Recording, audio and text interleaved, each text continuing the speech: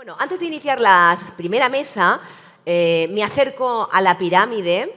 Es el símbolo, como sabéis, de este foro. Lo apuntaba también en su intervención el doctor Miquel Pons. A partir de aquí se van a ir desarrollando las diferentes mesas y espacios de reflexión hoy en esta sala. Por lo tanto, esa imagen, esa pirámide bien presente. Y si me permiten, pues vamos allá con la primera mesa de debate, que lleva por título Estrategias en enfermedades raras, y en ella se pone el foco en el abordaje desde el ámbito nacional y autonómico, así como en el rol de la Federación Española en Enfermedades Raras. Si son tan amables de ir subiendo al escenario mientras yo les voy nombrando, modera la mesa Carmen Santamaría, directora de gestión de la Estrategia Únicas del Hospital Sant Joan de Déu de Barcelona. Bienvenida, muchísimas gracias. Participan doctora María del Rosario Fernández, subdirectora general de Calidad Asistencial de la Dirección General de Salud Pública y Equidad en Salud del Ministerio de Sanidad.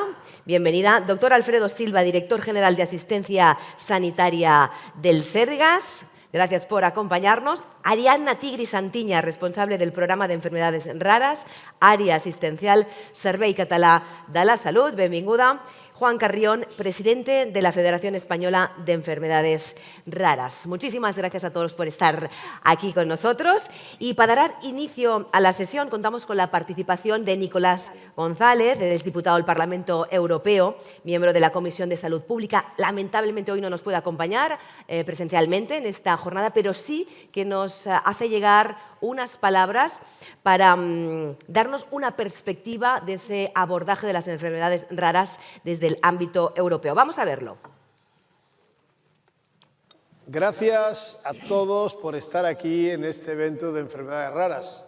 Siento mucho no poder estar ahí con vosotros y quiero comenzar agradeciendo al Hospital Sant Joan de Déu, a la Fundación La Caixa, a FEDER y a todas las instituciones profesionales, investigadores, por supuesto a las asociaciones de pacientes que hacen posible esta jornada dedicada a las enfermedades raras. Para mí hablar de enfermedades raras es hablar de millones de personas en Europa, más de 30 ciudadanos y ciudadanas europeos que conviven con alguna de estas patologías. No estamos, por tanto, ante una cuestión marginal, sino ante uno de los grandes desafíos europeos en materia de salud pública, investigación, pero sobre todo equidad y cuestión social. Y sin embargo, durante demasiado tiempo, las enfermedades raras han permanecido en un segundo plano de las agendas políticas y sanitarias, y eso ha tenido consecuencias muy concretas. Diagnósticos tardíos, familias atrapadas en años de incertidumbre, desigualdades territoriales inaceptables y desigualdad o dificultades de acceso tanto a tratamientos como a cuidados especializados. Muchas familias conocen directamente o perfectamente lo que se llama la odisea diagnóstica. Padres y madres que pasan años buscando respuesta, pacientes que consultan múltiples especialistas sin obtener un diagnóstico claro y, en definitiva, tiempo perdido que en muchos casos supone también la pérdida de oportunidades terapéuticas y un enorme desgaste para las familias emocional, social y económico. Por eso, una de las grandes prioridades debe ser reducir radicalmente los tiempos de diagnóstico. Y aquí, por ejemplo, la genómica yo creo que representa una auténtica revolución. Europa cuenta con investigadores, hospitales y centros de excelencia. Disponemos de conocimiento científico y de capacidad tecnológica, la necesaria para transformar la manera en que detectamos y tratamos las enfermedades raras. Creo que el reto ya no es científico, es político, organizativo y presupuestario. Necesitamos integrar de forma estructural el diagnóstico genético en los sistemas públicos de salud y garantizar que ningún ciudadano, ningún bebé, quede excluido por razones territoriales o económicas. Yo creo que iniciativas como Impact Genómica o el trabajo desarrollado por el profesor, mi paisano Ángel Carracedo, demuestran el enorme potencial de la cooperación entre investigación clínica y salud pública. Pero además del conocimiento y de la tecnología, necesitamos sistemas sanitarios capaces de actuar con rapidez. Necesitamos, por ejemplo, procedimientos ágiles de derivación de pacientes que permitan a un niño, a una familia, a un profesional sanitario puedan acceder rápidamente al centro adecuado, al especialista adecuado y al diagnóstico adecuado. Porque esto es especialmente importante en ámbitos como la oncología pediátrica y las enfermedades raras infantiles, donde el tiempo marca diferencias en el pronóstico y en las posibilidades terapéuticas. Y aquí quiero destacar el enorme valor del proyecto Únicas, que representa un modelo de referencia para toda Europa. Únicas demuestra cómo la cooperación en red, la integración de capacidades clínicas, la medicina personalizada y el uso compartido del conocimiento pueden acercar diagnósticos más rápidos y precisos a los pacientes, independientemente de su código postal, de dónde vivan. Ese debe ser el camino europeo. Menos fragmentación y más coordinación, menos barreras administrativas y más circuitos asistenciales integrados, menos desigualdad territorial y más acceso a la innovación efectiva. Y si hablamos de diagnóstico precoz, ya hablé antes, pero creo que debemos insistir en la necesidad del cribado neonatal, de la detección temprana al nacimiento, que puede cambiar completamente el pronóstico o el futuro de muchas personas con sus enfermedades. Puede evitar discapacidades severas o prevenir complicaciones irreversibles y mejorar la calidad de vida de los pacientes y su familia. Sin embargo, seguimos teniendo en este aspecto una Europa o dentro de Estados miembros diferentes velocidades. Esas diferencias que, por ejemplo, incluso dentro de nuestros propios países tenemos en el catálogo de número de enfermedades incluidas en los programas de cribado, en las tecnologías utilizadas y en el acceso al seguimiento clínico posterior. Eso, por ejemplo, significa esa cuestión de que las oportunidades de un niño dependen todavía de dónde nace y esa desigualdad geográfica, ese destino no puede aceptarse en una Unión Europea que defiende la cohesión social y la igualdad de acceso a la salud. Por eso necesitamos avanzar hacia estándares mínimos comunes europeos, reforzar la cooperación entre sistemas sanitarios y facilitar la incorporación de las innovaciones diagnósticas o de tratamiento de forma coordinada. Y aquí quiero insistir en una idea fundamental. En enfermedades raras, Europa, nuestra agregación de Estados miembros, aporta un valor añadido indispensable. No hay un solo Estado miembro que tenga por sí la escala suficiente para afrontar este desafío. Por tanto, compartir datos de forma segura, coordinar la investigación, favorecer las European Reference Network, las redes europeas de referencia y construir ecosistemas europeos de conocimiento que permitan conectar pacientes, investigadores y profesionales sanitarios es fundamental. Por eso, precisamente, estoy trabajando en un informe legislativo que estamos impulsando en este Parlamento, porque representa una oportunidad histórica para construir un verdadero marco europeo de enfermedades raras. No se trata de sustituir las competencias nacionales, se trata de actuar allí, donde la acción europea aporta un valor claro: coordinación, armonización, investigación y garantías de acceso equitativos a esa innovación. Necesitamos una Europa de la salud, creo firmemente en esa idea, que no deje atrás a quienes viven con patologías menos frecuentes, porque la frecuencia de una enfermedad nunca puede determinar la prioridad política que merece un paciente. Y quiero terminar con algo esencial. Los pacientes deben estar en el centro de todas las políticas públicas, no solo como beneficiarios, sino como protagonistas activos en el diseño de las estrategias y políticas sanitarias. Por ejemplo, ahora me acuerdo de Noa Aigón, que recientemente reconocida con la encomienda de la Orden Civil de Alfonso X el Sabio por su labor de visibilización y defensa de las personas con enfermedades raras. Creo que esas personas y muchas más que defienden esta difusión representan el enorme valor que aportan los pacientes y las asociaciones a la construcción de políticas más humanas, más eficaces y más realistas. Yo creo que Europa será fuerte si es capaz de proteger a quienes más lo necesitan. Y las personas con enfermedades raras tienen derecho a una respuesta ambiciosa, coordinada y verdaderamente europea, porque ninguna enfermedad debe ser demasiado rara como para quedar fuera de nuestras prioridades.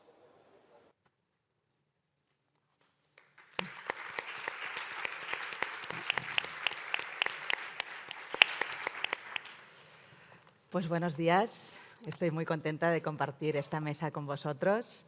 Muchas gracias por estar aquí y agradezco también mucho al eurodiputado Nicolás González Casares, que nos haya mandado este vídeo haciendo una revisión de los retos de los pacientes con enfermedades raras y viendo también cuál es la respuesta que estamos dando a nivel europeo.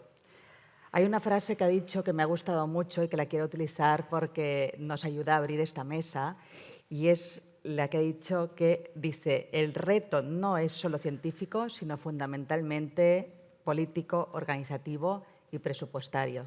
Entonces, creo que eso nos ayuda a centrar esta mesa donde hablaremos de enfermedades raras a nivel nacional, cómo las desplegamos en Galicia y en Cataluña y cuál es el rol de una asociación como FEDER en el diseño de estas políticas públicas. Pero si os parece, antes de comenzar, y solo para estar todos en la misma página, me permitiréis hacer un comentario rápido.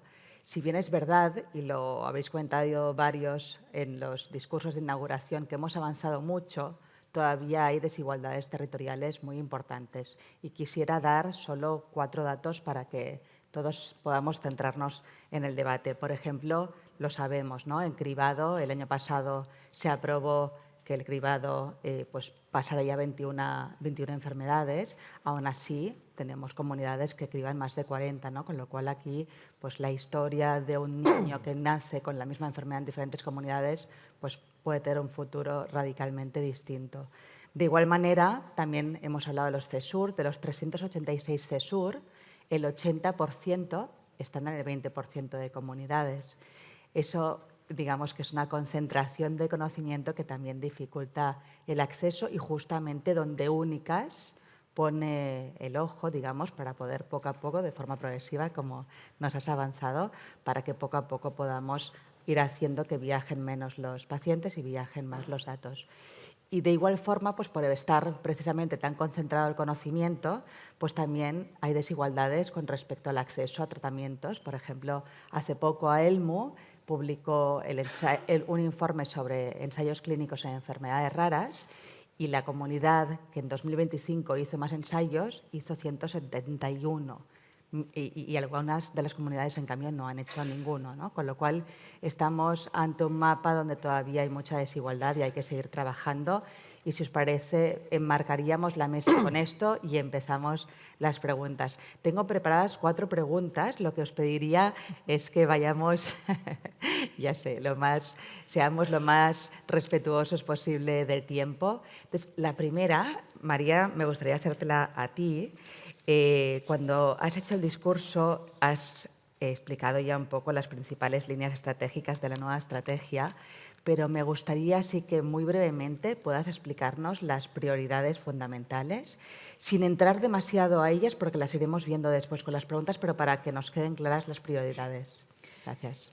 Bueno, muchas gracias y no voy a volver otra vez a los agradecimientos porque ya lo he hecho en la inauguración, pero para mí es un placer estar aquí, sobre todo para poner en valor el trabajo que se hace desde el Ministerio, en concreto de la Subdirección General de Calidad. Ya tocaba una actualización de la estrategia de enfermedades raras, la anterior, como he dicho antes, o la vigente actualmente es del año 2014, y el año pasado, en el 25, dimos el pistoletazo de salida con uno de los mayores grupos de trabajo para escribir o redactar ese borrador que luego tendremos que consensuar con comunidades autónomas y con sociedades científicas y, por supuesto, con las asociaciones de pacientes que ya, en cuanto a las palabras que comentaba el eurodiputado, aquí hemos contado desde el inicio, y si no, Juan luego lo podrá corroborar, desde el inicio los pacientes están en todos los grupos de trabajo. Por lo tanto, toda actualización tiene que venir después de un informe de evaluación y en ese informe pues, se identificaron los retos sobre los que luego tendríamos que trabajar, ¿no? Ese retraso diagnóstico, las inequidades territoriales, la fragmentación asistencial y las dificultades para los recursos especializados. Por lo tanto, las 5 líneas que antes he enumerado y sobre todo esa nueva de economía de la salud que tiene que poner en valor sobre el tema de tratamientos, sobre el tema de los privados, qué es lo que tenemos que hacer y dejar de hacer aquello que no aporte valor, ¿no? Por lo tanto, las líneas en realidad es la respuesta a lo que tú me estás preguntando, ¿no? La prevención y el diagnóstico precoz, las terapias, los cribados, los registros, la atención integral e integradora, que es algo muy, muy, muy importante, donde Únicas tiene un papel muy importante, y también el PRAP. Y luego, pues la investigación y la formación, porque siempre decimos que tenemos que formar a los profesionales. Los profesionales ya tienen un bagaje de formación muy relevante, pero es verdad que luego acabamos focalizándonos en determinadas áreas y ya no se pierde esa continuidad, ¿no? Las estrategias no son procesos estáticos, sino que es dinámico y está en continuo proceso de mejora continua. Pero luego también me gustaría poner en valor el contexto europeo, ¿no?, dentro de la estrategia, porque la estrategia tiene muy presente las redes europeas de referencia y el enlace precisamente entre la estrategia y las ERNs es clara, y es lo que va a permitir conectar la gestión local con ese conocimiento global. Y para ello el engranaje principal son los CESURes y Únicas es esa red que, por lo tanto, todo esto tiene que estar presente en la estrategia, y no quiero dejar de puntualizar y hacer referencia en el área internacional al liderazgo que España junto con Egipto ha tenido durante el año pasado con la aprobación de la resolución de enfermedades raras adoptada en la OMS, porque es un hito histórico, ¿no? Entendemos que esto es un hito histórico que también nosotros tenemos muy presente, porque se reconoce globalmente las enfermedades raras como una prioridad sanitaria. Perfecto, muchas gracias, María. Pasaríamos a Alfredo, y Alfredo, nos gustaría que explicaras un poco también la estrategia gallega 2025-2030, igual que nos explicaras así brevemente un poco las prioridades que os habéis fijado, de dónde veníais y hacia dónde vamos. Bueno, buenos días a todos, y agradecer al Hospital Sant Joan de Déu y a la Fundación La Caixa por permitirme participar en este evento. A ver, quizás, antes de empezar a hablar de lo que es la estrategia 25-30, hay que hablar del punto de partida, como decía el consellero. Y hablar del punto de partida, pues muchos de los que han formado parte de ese punto de partida están aquí ahora en la sala. Aunque nos tocase desde la Dirección General coordinar ahora esta estrategia, pues es una estrategia de todos, de trabajo en equipo. Está Salud Pública, está ACIS, están todos, Ángel Carracedo con la Fundación Genómica, está Marilis Coce con el CESUR, bueno, está Humanización, Estrella López Pardo, la exgerente. Bueno, quiero decir que esto es importante porque una de las cosas que nos pusimos como meta antes de empezar a trabajar en esta estrategia, y he hablado con la asociación y el tejido asociativo de pacientes, que en este caso es FEGEREC, era darle continuidad a todo lo bueno que se creó con la estrategia anterior. A veces estamos acostumbrados a, cuando vamos a hacer una estrategia, hacerla totalmente diferente, con líneas nuevas, y yo creo que eso es un error. Era una de las cosas que, hablando con Carmen, la gerente de FEGEREC, me dijo: Alfredo, por favor, darle continuidad a la estrategia. Y bueno, viéndola y todo lo que se había conseguido, que comentó antes el consellero, ese registro, el RERGA, esas UFMs, ese cribado, que Salud Pública, como decías, hay una desigualdad entre comunidades. Aquí está Ángela Morín, pues tenemos 37 dentro de lo que es por normativa el programa del talón, del cribado neonatal, que más de 500.000 niños desde que empezó han participado y se han beneficiado de él, casi el 99% de participación. Yo creo que eso es un punto de partida muy importante. Entonces, asentar esas bases y trabajar ahora con una línea estratégica transversal, como es seguir aportando lo que es la formación a los profesionales para mejorar el diagnóstico, colaborar con la asociación FEGEREC y todo el tejido conectivo, ser capaces de seguir impulsando los CESUR y trabajar en asentar y normalizar el modelo asistencial de esas unidades funcionales multidisciplinares, esa atención integral, que es otra de las líneas estratégicas basada principalmente en lo que es la rehabilitación funcional, no solo desde el punto de vista de mejorar lo que es la robotización y el acceso a la tecnología en los hospitales de referencia, sino también, como comentaba antes el consellero, a través de un convenio con FEGEREC, en hacer esa rehabilitación domiciliaria pediátrica por los profesionales más especializados, mejorar lo que es la accesibilidad a esas terapias farmacológicas. Tenemos más de 3.300 pacientes, pero hay que mejorar lo que es las fórmulas, la accesibilidad a lo que es las fórmulas magistrales, seguir trabajando en lo que es la investigación a través de seguir incluyendo niños con enfermedades raras en ensayos clínicos. Tenemos más de 51. Y sobre todo yo creo que lo más importante, que lo comentaba antes el consellero, es ser capaces de integrar de forma efectiva, más que participativa, lo que es el tejido asociativo de pacientes, ¿no? Cuando hicimos la estrategia, la línea de coordinación sociosanitaria, decidimos que la hiciera FEGRET, que normalmente la haces y trabajas en equipo, pero la hicieron ellos y fue un acierto y un éxito porque permitió integrar todo lo que ellos entendían que había que mejorar, y fruto de ello tenemos lo que decía antes el consejero, que era ese modelo de rehabilitación funcional domiciliaria y también lo que es la formación a profesionales, no solo para mejorar el diagnóstico, sino esas cosas que a veces no le damos la suficiente importancia, pero que para los niños con enfermedades raras y sus cuidadores familiares también lo es, como los informes clínicos para discapacidad, dependencia, que los profesionales lo sepan hacer mejor. Es decir, mejorar toda esa esfera social de lo que es la enfermedad.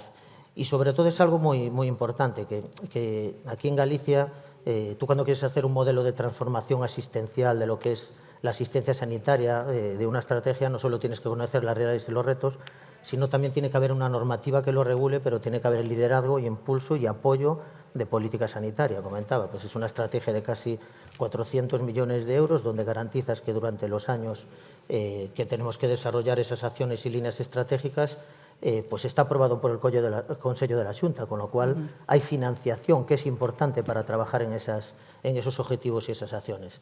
Así, en líneas generales, es un poco lo más importante. Gracias, Alfredo. Ariadna, pues me gustaría que nos pudieras explicar un poco lo mismo para el caso de Cataluña, por favor. Por supuesto, intentaré ser un poquito más breve porque realmente sí. Las necesidades de los pacientes ya se han comentado. Creo que desde Cataluña estamos plenamente alineados tanto con el Ministerio como por la parte de Galicia. Cataluña como tal tiene un modelo que ya se definió en el 2010, se definió de manera participativa e interdepartamental. Teníamos la parte de salud, social y educación unida y además había evidentemente participación de pacientes. A modo rápido, estamos trabajando sobre todo en dos líneas. Por una parte, identificación del expertise en enfermedades raras por grupos temáticos, un poco de manera muy similar a lo que son las RNs a nivel europeo, sobre todo para conectar, ¿no?, la experteza catalana con la de los CESUR a nivel ministerial e incluso con la parte europea. Y después, por el otro lado, estamos trabajando en todo lo que es el trabajo en red. Por una parte, tanto de los profesionales expertos en enfermedades raras, creemos que precisamente las enfermedades raras tenemos poca N de pacientes, con lo cual compartamos ese conocimiento que tenemos como comunidad autónoma entre los diferentes profesionales y hospitales que participan en la atención de estos pacientes, y a la vez en red con todos los recursos que tenemos a nivel de territorio, ya no solo hospitalario ni de expertise en enfermedades raras, sino aquí incluimos todo lo que es atención primaria, hospitales comarcales, servicios sociales, que luego hablaremos un poquito más, e incluso educación, ¿no? Y yo creo que estas son las dos principales líneas en las que estamos trabajando en Cataluña, a nivel más de comunidad autónoma, y luego ya pues a nivel más transversal, evidentemente, tenemos todo lo que es el proyecto Únicas, tenemos IGENES, ¿no?, la incorporación de la cartera de genética, tenemos toda la parte del medicamento, cómo conseguimos, ¿no?, aprobar rápidamente los tratamientos y que lleguen a los pacientes de Cataluña. Pero bueno, eso ya creo que lo hablaremos después, así que te doy paso a Juan. Gracias, Ariadna. Perfecto. Juan, me gustaría que nos pudieras explicar un poco el rol de FEDER en estas estrategias. Bueno, pues buenos días. Agradecer al Hospital Sant Joan de Déu y a Fundación La Caixa el poder tener voz hoy desde la Federación Española de Enfermedades Raras, y además hacerlo acompañado de 3 modelos extraordinarios para poner en valor las estrategias y los planes autonómicos y también la Estrategia Nacional de Enfermedades Raras. FEDER lo que aporta en las estrategias es, en primer lugar, la experiencia de 25 años de trabajo, no solo de FEDER, sino también de todo el movimiento asociativo que formamos esta gran familia. Somos 467 organizaciones y lo hacemos identificando necesidades, escuchando a las personas y, sobre todo, trasladando esas necesidades al documento. El consejero lo decía en su intervención, elaborar un plan, elaborar una estrategia, el papel lo aguanta todo, pero tenemos que ser responsables con lo que plasmamos en los documentos, porque estamos respondiendo a necesidades que han sido trasladadas por las personas que conviven con estas enfermedades raras y sus familias. Y el principal reto y la principal fortaleza que aporta FEDER y su movimiento asociativo en el modelo de estrategias autonómicos y a nivel nacional es una participación activa.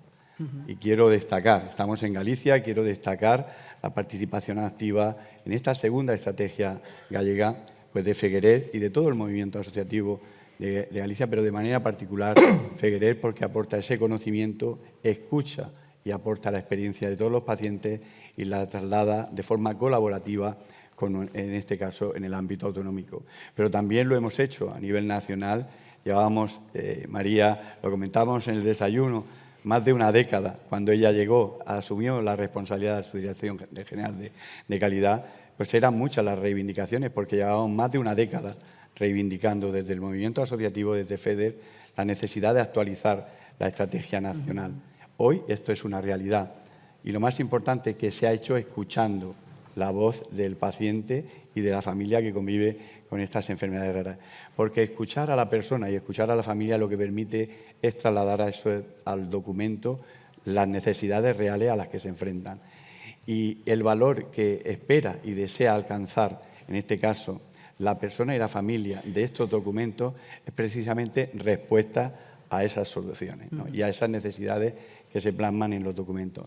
Necesitamos también estrategias que contemplen indicadores de evaluación y presupuestos específicos. Eso. Es decir, presupuestos específicos que permitan implementar todas y cada una de las acciones que se contemplan dentro de estos documentos. Claro. Y sobre todo estamos trabajando en el momento actual desde FEDER en conocer la situación real en nuestro país. Es decir, tenemos una estrategia nacional en proceso de actualización, ya en una fase final. Tenemos 9 comunidades autónomas que han definido y que tienen ya un plan y una estrategia desarrollándose. Tenemos 5 comunidades autónomas que no disponen de un plan, pero como en el caso de Cataluña, que tienen y están realizando un trabajo extraordinario desde el año 2010, pero es importante compartirlo y también es importante conocer esta situación. También tenemos 3 comunidades en la actualidad que están comenzando esos procesos de elaboración. Tenemos que realizar esa acción de acompañamiento desde FEDER, desde nuestro movimiento asociativo, y lo más importante porque en esta sala hay representantes del movimiento asociativo. También tenía la oportunidad al inicio de acceder a esta sala, de hablar con asociaciones, con AESCOD, con Unión BESED. Al final todo el mundo va a poder tener la oportunidad a través de FEDER de escuchar esas necesidades, de trasladar sus necesidades específicas y poderlas trasladar a la actualización y a la elaboración de estos planes. Y esa participación activa es lo que es una fortaleza para FEDER tener la oportunidad de hacerlo. Perfecto, pues muchas gracias, Juan. En esta segunda pregunta os voy a pedir si podemos hablar un poco más sobre el modelo, o sea, cómo garantizamos un modelo de atención integral, pero me gustaría que nos centráramos un poco más en la parte de coordinación sociosanitaria y que hablarais también de la salud mental. Y os pediría que seamos un poco más breves para que nos dé tiempo a ir abordando un poco los... Ya sé que es complicado, pero en la medida de lo posible. Gracias, María. Es breve y es muy complejo, como bien dices. La línea 4 de la estrategia de la nacional es la atención integral e integradora, y aquí es donde se contempla ese modelo en el que tenemos que hablar de la continuidad asistencial en todos los niveles, ¿no? Y para eso es fundamental que los pacientes no queden secuestrados en esos primeros entornos donde es deseable que lleguen para ser atendidos a un nivel más experto, pero luego, ¿qué hay después, no? Y ese que hay después, me he quedado así. Y ese que hay después implica pues, una atención primaria, esos hospitales iniciales donde el paciente reside, porque como vamos a tener esas redes que van a permitir conectar todos esos hospitales, también tenemos que llevar las redes a los centros o a esas áreas de coordinación sociosanitaria. Por lo tanto, tenemos que promover, la estrategia se promueve la creación de comités de expertos, se promueve ese flujo más fluido de los pacientes en todos los niveles, y porque además la atención primaria es el punto donde residen fundamentalmente estos pacientes. Y también tenemos que valorar otras estrategias que están dentro del Ministerio, como es la estrategia de cronicidad, porque en ella también se habla de la coordinación sociosanitaria sociosanitaria y se está creando un marco de coordinación sociosanitaria a nivel estatal que va a permitir anclar todo esto, porque es una de nuestras asignaturas pendientes, esa coordinación sociosanitaria en donde hay distintas velocidades también en las comunidades autónomas y donde es necesaria establecer ese sistema, ese tejido, ¿no? Entre lo sanitario y lo social y también, como no, educativo, porque los niños tienen que seguir llevando una vida lo más normal posible para que puedan estar incluidos en ese ámbito. Por lo tanto, para eso necesitamos que haya una interconexión de los sistemas de información, una historia clínica compartida, real, y en donde Únicas creo que también tiene un papel muy importante. Y con respecto a salud mental, pues es un poco también lo mismo. No es que se hagan unas recomendaciones muy concretas en la estrategia, pero sí que tenemos que tener en cuenta, por un lado, el plan de atención primaria que se contempla la atención a la vulnerabilidad y la atención a los colectivos con patologías que estigmaticen o incluso pues, que pacientes que van y sus familias, ¿no? Cómo vamos a abordar esa atención emocional o psicológica mediante reforzando pues, los psicólogos y esa atención más inicial, no solamente cuando ya se ha diagnosticado, sino preparar en consejo genético prenatal que hay que dar. Y sobre todo tenemos un plan de salud mental 25-27 en donde también se habla de muchos de estos aspectos, ya no solamente para los pacientes y las familias de personas con enfermedades raras, sino también en cuanto a que tenemos que mejorar la salud mental en general. Luego esas sinergias y esa transversalidad de nuestra estrategia en enfermedades raras junto con estos otros programas y la estrategia de cronicidad es lo que va a permitir generar ese marco de coordinación sociosanitaria que luego las comunidades autónomas tienen que implementar. Como decía Juan, ya termino, las estrategias son marcos, pero son recomendaciones que luego las distintas comunidades tienen que implementar y ahí es donde tenemos que estar todos cohesionados, trabajar conjuntamente y establecer unos mínimos para que podamos crecer. Perfecto. Gracias, María. ¿Cómo desplegamos esto en Galicia y en Cataluña y sobre todo eso, enfocándonos en la coordinación sociosanitaria y cómo abordamos la salud mental? Pues lo comentaba antes, ¿no? Y lo comentaba Juan también. Aquí la línea de coordinación sociosanitaria la hizo FEGREC. Entonces, ¿quién mejor que ellos para que nos digan cómo podemos abordar eso? Pues trabajando de la mano, escuchando. Comentábamos el modelo de rehabilitación domiciliaria, pivotando sobre los que más tienen conocimiento y además ya trabajan con esos niños y sus cuidadores y sus familiares, por un lado. Empezamos esta semana con convenio con FEGREC, aprobado en el Consejo de la Junta, a trabajar ya con la inclusión de los niños. Por otro lado, también trabajar de la mano de la Agencia de Conocimiento, Innovación y Salud de ACIS, en lo que es la formación, comentamos, para esos informes clínicos para la parte social. En Galicia, en la primera estrategia, se formaron más del 60% de los profesionales de atención primaria en lo que es el fomentar y aprender sobre el registro y sobre los circuitos de derivación. Aquí tenemos una historia clínica única que facilita a través de la telemedicina todos esos flujos asistenciales.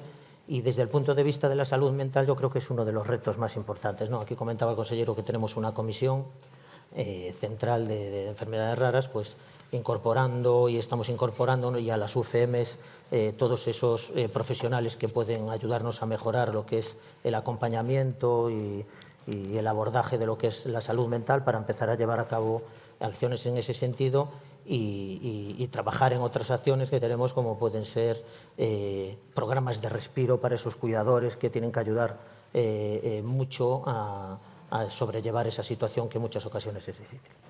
Gracias, Alfredo. Gracias. Ariadna. Volviendo a Cataluña, seguimos un poco con estos dos ámbitos, tanto por la parte de expertise en cuanto a enfermedades raras. En Cataluña tenemos todo el modelo que estamos trabajando.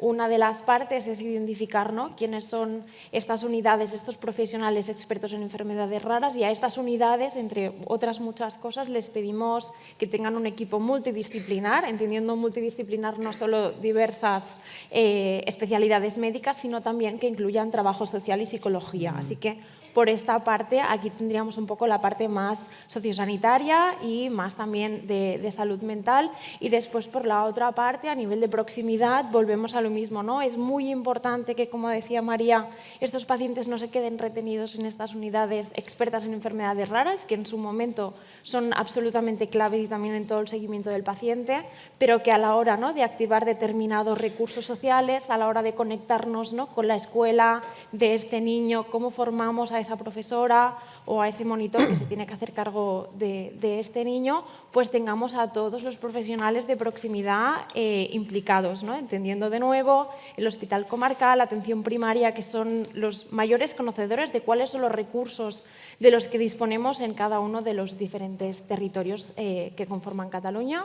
Además, en Cataluña hace muy poquito se aprobó la ley de la Agencia Integrada Social y Sanitaria, que esto a largo plazo, ¿no?, nos va a permitir compartir datos entre la parte más de salud y la parte de derechos sociales, con lo cual tanto los profesionales sanitarios como de derechos sociales van a tener como un marco compartido de datos para saber en qué punto nos encontramos, ¿no?, que muchas veces tenemos que ir a preguntar a la trabajadora social, oye, ¿cómo está el tema de la dependencia? No, pásame tú el informe del médico primero, ¿no?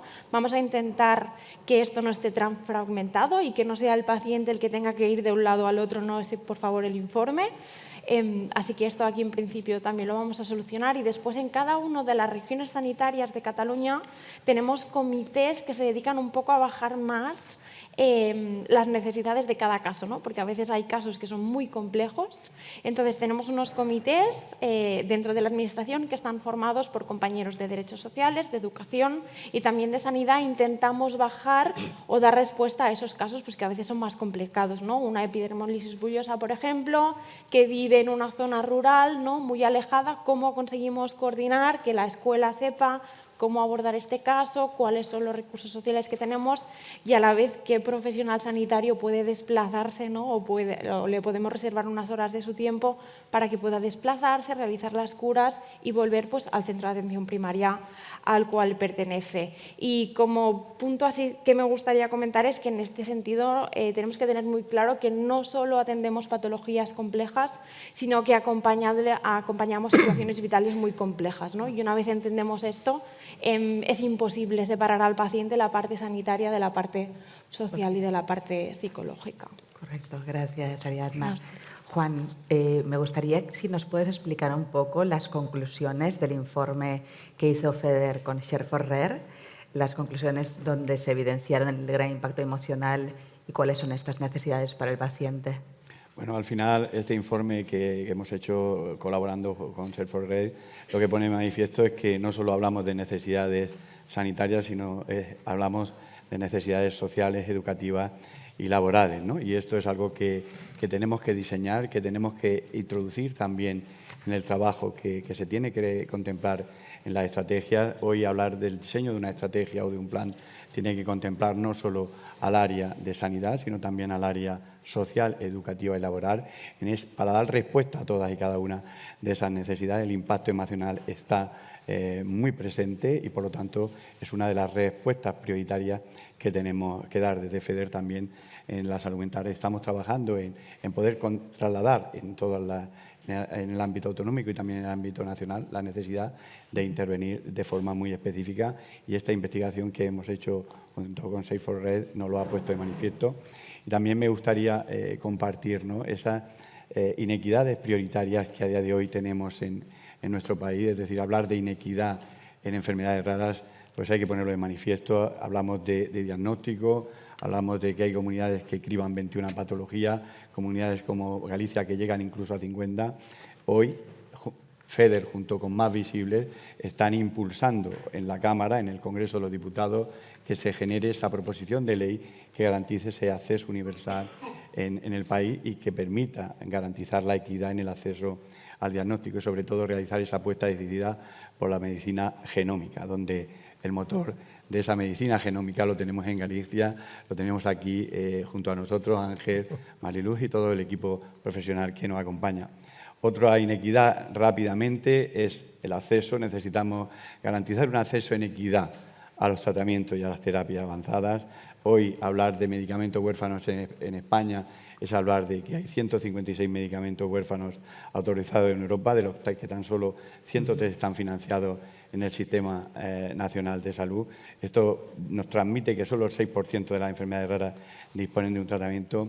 Los tiempos para incorporar un medicamento financiado en el Sistema Nacional de Salud son 23 meses. El tiempo medio, según la publicación que nos aporta EMU, son tiempos de los que no disponen los pacientes. Claro. Y también una reflexión. Cuando hablamos de terapias avanzadas, vemos en los medios de comunicación cómo se puede hacer a estas terapias avanzadas, ejemplos de comunidades autónomas que asumen con sus presupuestos específicos ese acceso, pero tenemos que poner encima de la mesa que a veces tomamos decisiones que pueden generar un aumento de esa inequidad y de esa desigualdad, porque yo también quiero soy papá de un niño con piel de mariposa y quiero tener acceso al tratamiento de piel de mariposa en mi comunidad. Hoy Andalucía, Cataluña y Canarias han seguido ese ejemplo, es decir, pero no el resto de comunidades autónomas. Y este es el ejemplo más significativo que tenemos que lograr vencer cuando hablamos de inequidad. Y sobre todo se ha dicho, hay 386 CESUR, pero tenemos que garantizar una ruta de derivación clara para que el paciente y el profesional de atención especializada pueda derivar claramente al paciente y esto sea una realidad en nuestro país. Y cuando no se puede curar, hay que cuidar.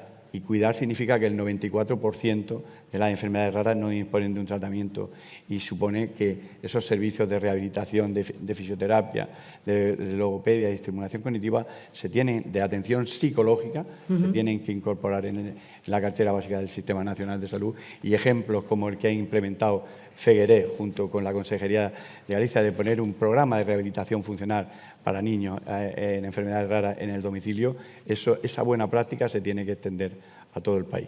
Muchas gracias, Juan. Os voy a hacer una última pregunta. Tenemos muy poquito tiempo, pero sí me gustaría abordar la parte de sin diagnóstico. Entonces, antes de hablar, me gustaría dar unos datos. Siempre hablamos de 5 o 6 años de odisea diagnóstica. El documento del Parlamento Europeo EU Rare Disease Action Plan de febrero de 2026 habla de 4,7 años, pero también dice un par de datos que quisiera compartiros.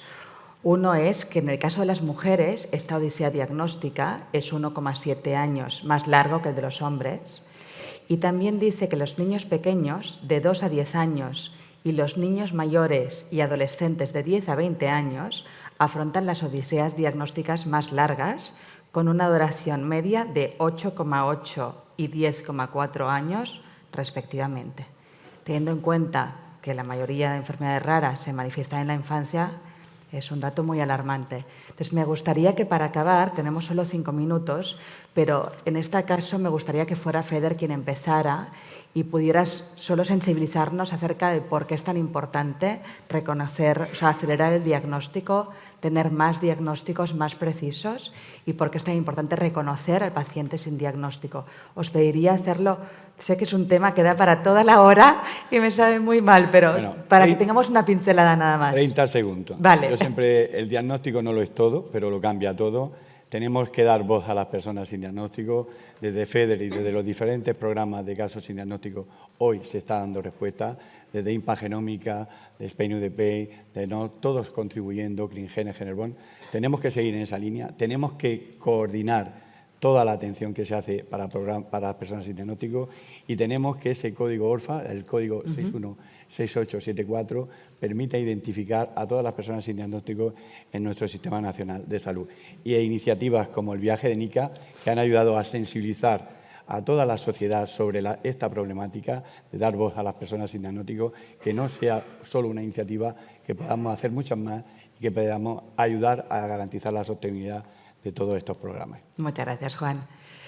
¿Cómo lo planteamos a nivel de la estrategia nacional? María. Hay una línea exclusivamente dedicada al diagnóstico y debido a ese retraso diagnóstico como una de las principales barreras que se habían he visto, y la ausencia de un diagnóstico no puede implicar una ausencia en la atención, ¿no?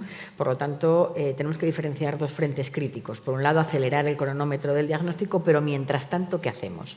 Entonces, tenemos que tejer una red de seguridad, de acompañamiento, para que el paciente y su familia no estén con ese vía crucis, ¿no? Y se sientan como a la deriva.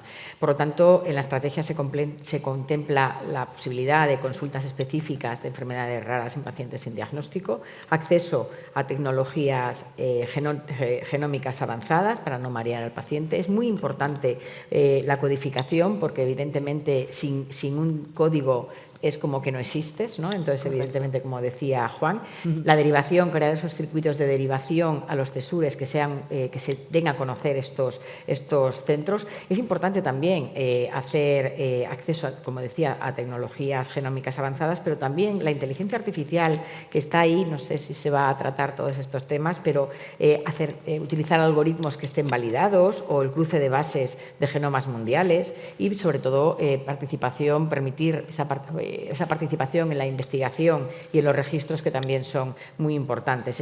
Utilizar lo que ya existe, como ha comentado ahora Juan, el programa de casos de enfermedades raras sin diagnósticos, la SPAIN UDP, y como decía, es muy importante qué hacemos mientras tanto. Ese tratamiento sintomático y rehabilitador inmediato es muy importante también, y en la estrategia se aborda cómo llevar a cabo todo este tema para poder estos pacientes ser subsidiarios de una atención y poder tratarles sintomáticamente aquellos aspectos de su patología, aunque no tenga un diagnóstico. Fundamentalmente es esto, y el tejido asociativo para nosotros en la estrategia es vital, y a veces tiene que llegar a aquellos aspectos que de momento no llegamos a través de las administraciones y de los servicios. Muchas gracias, Alfredo. Ariadna.